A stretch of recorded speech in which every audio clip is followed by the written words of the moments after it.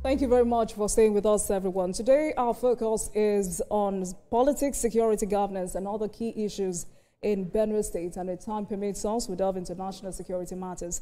Just because my guest is Right Honorable David Ogewu, member representing Ogewu Federal Constituency, and is also Deputy Chairman, House Committee on Army. Honorable, thank you very much for joining us this evening. Welcome to Politics Tonight. Thank you. We've always been having this conversation virtually. Thank you for coming to our studio. Thank you so much. So from our past conversations, you've always agreed that Benue killings are a clear failure of political leadership. Basically, state governments are not doing anything, and your state is not an exemption.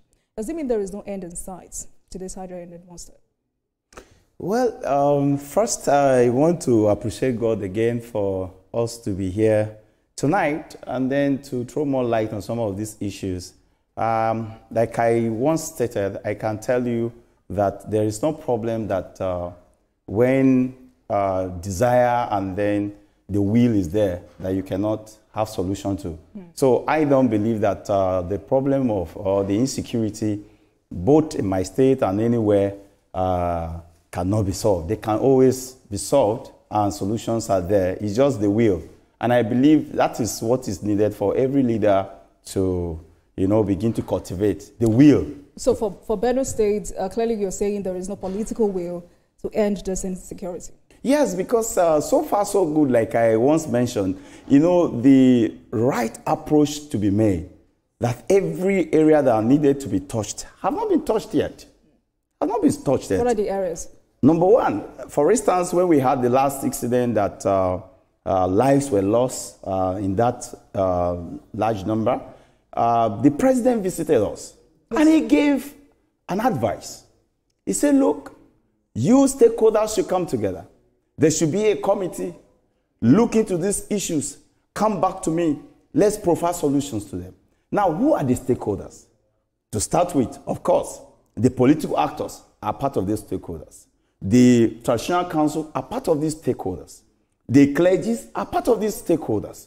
The party faithfuls across board are part of these stakeholders. These have not been put into place because that round table is quite very important. It is when you come to a level that is beyond you, you now go up there to meet President Bola Ahmed Tinubu, who is always willing at all the time and is supporting them with every necessary finance that is needed. Now he will now say, oh, for this reason, will we go this way? And then he will profile some other solutions. I believe this is what should be done. Why do I say this stakeholder is very important? For instance, I'm an Igede man from the Benue South. In Benue, as it stands today, we have three major languages: the Tiv, the Idoma, and the Igedes. I am from the Igedes. Now, in my own locality, as being one tribe, we still have clans. Now, before now, there used to be clannish issues. Immediately I came on board, we have to sit on a round table, call a stakeholders meeting of that federal constituency, including traditional rulers and the clergies. We sat down, we said, this cannot continue. We are all brothers. We cannot fight among ourselves to have ourselves being killed. And this was laid to rest.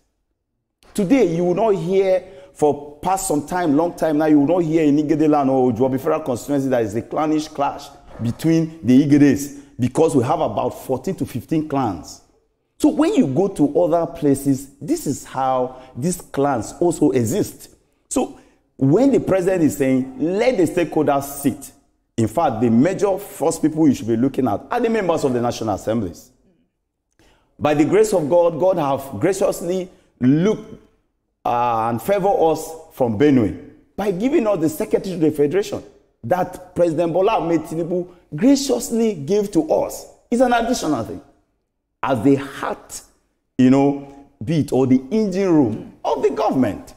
Now, with the National Assembly, with the governor, we cannot sit down with some other stakeholders, with the traditional rulers, and you tell me we cannot fish out this bandits. So you're saying tonight that if the governor demonstrates some political will and there is unity amongst the stakeholders, political actors, traditional rulers, these steps are enough to disrupt these criminal networks and reduce their influence in the state? Very, very true. And I'm very sure of that. All right. But the governor has also consistently talked about politicization of these security matters. And some people believe him.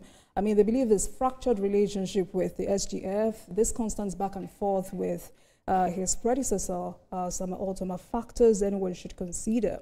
And there are those who believe him. You've also highlighted that factor tonight. But how can this crisis be depoliticized to, focus on saving lives and restoring food security in Benue State?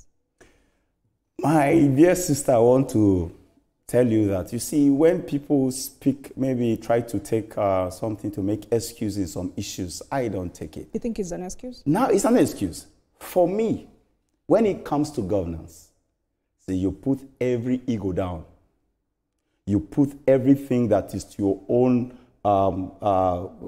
desire as a person down and consider the masses. In considering the masses, you would not be looking at what A or B is doing. My brother, come, let's sit down. I'm a politician. Before now, I was also in the field of ministry. Now I'm back and I'm doing politics. I won't because of somebody having, that ability. I see that intelligence. I see that capability in that person. And I feel he is not abiding by my ideology as a politician. I should discard that individual. And I know he can help me to solve a problem. So who is discarding who? Now, this is what he's playing around. He's playing all over these actors, these key actors. And until these things is put to rest, we will not have that. Now, I kept saying, Juabifera constituency, we always hear ourselves. That's why you will not hear. We are from Benue State. So why do you think the president's appeal was not enough? No, his appeal was okay. You can force the horse to the river. You can't force it to drink water. All right. So, for me, the commander-in-chief of the armed forces have done his best. I can tell you, sometimes I feel very pained when I see some of these our governors not helping Mr. President. The best the president can do, of a nation can do, is to make sure that you have these security votes, to make sure that there is peace in the land. But some of them give all manner of excuses. Now, have you taken time to even ask them, what do you do with the security vote? And Benue State, for instance, has had over 213 billion naira from 2014 till now. So you can see. So if we begin to ask them, what are they doing with these security votes? This is a very prime question to ask some of these our leaders. Now, as a House of Rep member, I don't have security votes. But still, I still make sure that my security formation in my federal constituency are working effectively. I go around my way, make my way to make sure that things are okay. Now, if I fold my hands and say, oh, after all, I'm not entitled to this and all that, and then my people are massacred, they will still call on me. All right. So let's leave the internal factors for now. The lack of political will, the disunity among stakeholders. Has there been enough federal intervention to tackle this crisis? You're deputy chair of the House Committee on Army. Do you think the federal and state governments are aligned in their security approach in Benin? Now, one of the things as a legislature, we appropriate.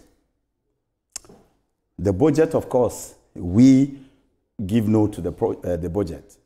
Now, the best the president does for every state in terms of security is for us as lawmakers for us to carry out one of our constitutional mandates, which is oversight. When we go on oversight, we go to see things for ourselves, see what is needed, and hear from the people. After all of that, we come back to the House, put our report down, lay it in the House, and then solutions are profiled. As soon as this is done, we take them up to the executive, which is headed by the president. The president we have never one day delay in these actions. Not one day. Just like I cite instance when we started. As 10th Assembly, the first thing he submitted to us after our oversight on security, this insecurity, what is really happening and all of that. And then we said, these people, their welfare need to be improved. They need to boost their morale. They need equipment and all of that. And as soon as the president saw it, he came with a supplementary budget. A supplementary budget that half of it went to the security. And that is the result we've had for some time. You will see that the Kaduna Road, where that you barely can pass. Even in a daytime, you'll be kidnapped. Today, people pass there at night.